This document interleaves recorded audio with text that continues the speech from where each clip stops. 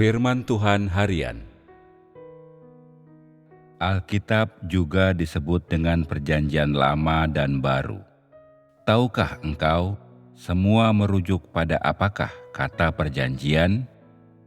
Perjanjian dalam Perjanjian Lama berasal dari perjanjian Yahweh dengan bangsa Israel saat Dia membunuh orang Mesir dan menyelamatkan orang Israel dari Fir'aun.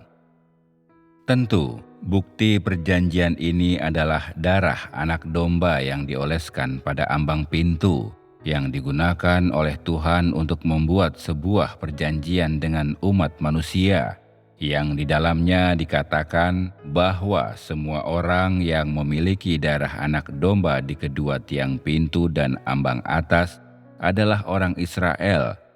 Mereka orang-orang pilihan Tuhan, dan mereka semua akan diselamatkan oleh Yahweh. Karena Yahweh kemudian akan membunuh semua anak lelaki sulung orang Mesir serta domba dan ternak sulung. Perjanjian ini memiliki dua tingkatan makna. Tidak seorang pun dan tak satu pun ternak Mesir akan diselamatkan oleh Yahweh. Dia akan membunuh semua anak sulung manusia serta domba dan ternak sulung. Oleh karena itu, dalam banyak kitab nubuat dinubuatkan bahwa orang Mesir dihajar dengan berat sebagai hasil dari perjanjian Yahweh. Ini adalah tingkatan pertama dari makna perjanjian. Yahweh membunuh anak lelaki sulung orang Mesir serta semua ternak sulung mereka, dan Dia membiarkan hidup seluruh orang Israel, yang berarti semua yang berada di tanah Israel dilindungi oleh Yahweh, dan semuanya akan dibiarkan hidup. Dia ingin melakukan pekerjaan jangka panjang dengan mereka dan membuat perjanjian dengan mereka dengan menggunakan darah anak domba.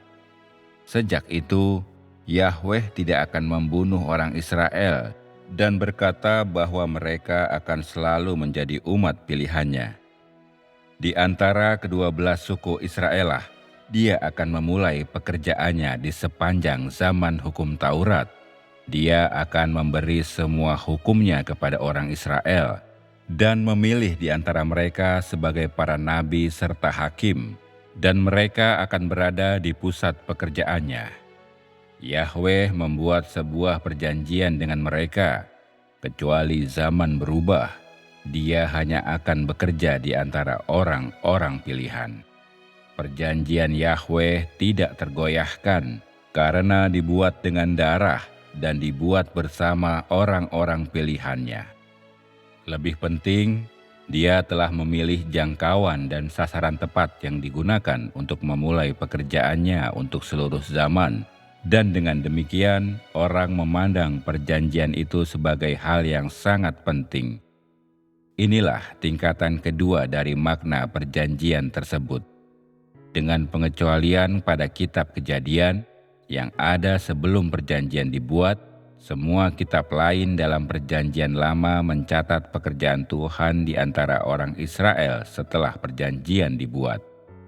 Tentu saja sesekali ada cerita tentang bangsa-bangsa non-Yahudi, tetapi secara keseluruhan, Perjanjian Lama mencatat pekerjaan Tuhan di Israel.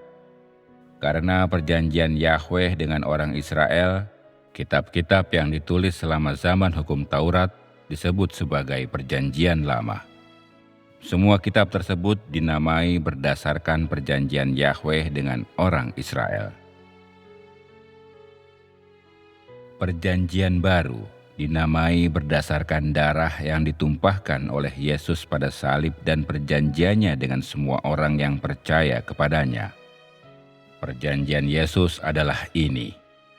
Orang hanya perlu mempercayainya agar segala dosa mereka dapat diampuni oleh darahnya, dan kemudian mereka akan diselamatkan dan dilahirkan kembali melalui Dia, dan tidak lagi menjadi orang berdosa. Orang hanya perlu mempercayainya untuk menerima anugerahnya dan tidak akan menderita di neraka setelah mereka mati. Semua kitab yang ditulis selama zaman kasih karunia adalah tentang perjanjian ini, dan semuanya mencatat pekerjaan dan ucapan-ucapan yang ada di dalamnya. Semua kitab tersebut berbicara tidak lebih dari penyelamatan, penyaliban Tuhan Yesus atau perjanjian. Semuanya adalah kitab yang ditulis oleh saudara dalam Tuhan yang mengalaminya. Jadi, kitab-kitab ini juga dinamai berdasarkan sebuah perjanjian. Semua itu disebut perjanjian baru. Dua perjanjian ini hanya mencakup zaman kasih karunia serta zaman hukum Taurat dan tidak memiliki keterkaitan dengan zaman akhir. Jadi, Alkitab tidak banyak membantu bagi orang akhir zaman yang hidup saat ini.